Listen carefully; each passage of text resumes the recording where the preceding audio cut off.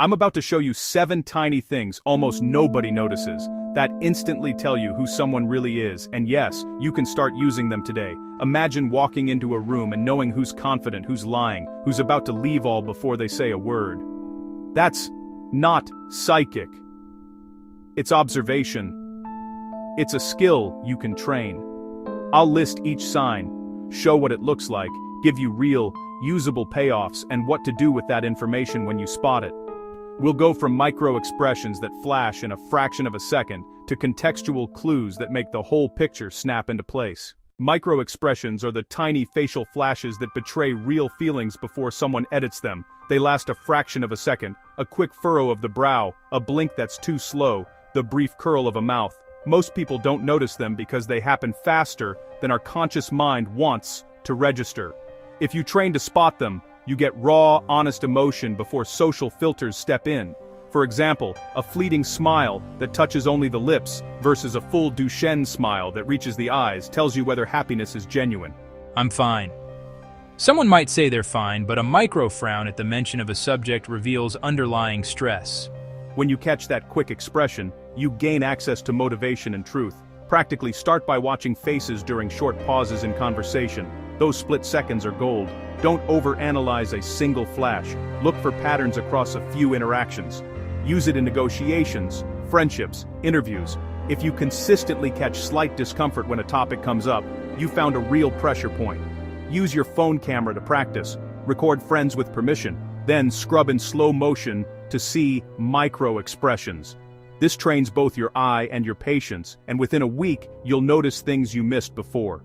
Remember, micro-expressions aren't mind-reading. Treat them as reliable indicators, data points, to combine with other signs for smarter, faster decisions. Background changes are tiny alterations in an environment that most people walk past without noticing, but they reveal priorities, habits, or disruptions.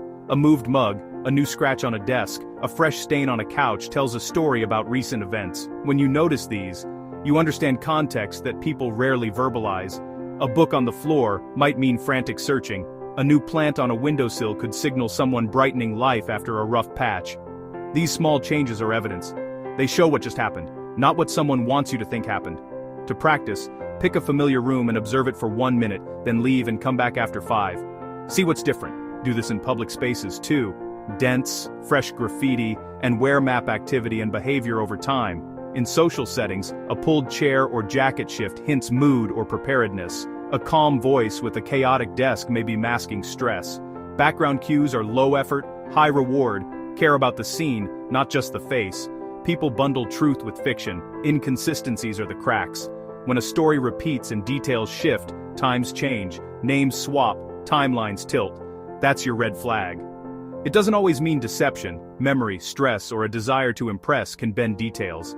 If noon becomes 11:15, softly ask, "Wait, when was that again?" Their reaction, flustered, defensive, or casual, tells you more than the story. Practice logging times, places, names, relationships. After a few interactions, summarize back. It's memory aid and a soft consistency check. Patterns are the baseline, the rhythms of how people talk, move, react. Once you know someone's pattern, anomalies stick out, meaningful deviations you shouldn't ignore. Recognizing regular patterns lets you predict behavior, notice delays and adjust expectations or check in. Anomalies often signal stress, conflict, or change. Mentally track simple recurrence, message cadence, room positioning, even breakfast rituals. When something shifts, ask why. Early anomaly detection prevents crises and saves relationships. The faster you spot, the more constructive leverage you have. Patterns plus anomalies form a living map. Train attention to map the usual, so the unusual is instant. Subtle body language is where the real conversation lives when words are polite. Mirrored movements show connection. Crossed arms often mean defensiveness. Feet reveal true attention. These cues are honest and harder to control. Mirroring is powerful social glue.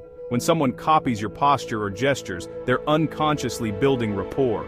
Conversely, feet toward the exit signal they likely want to leave. Practice a subtle head-to-toe sweep.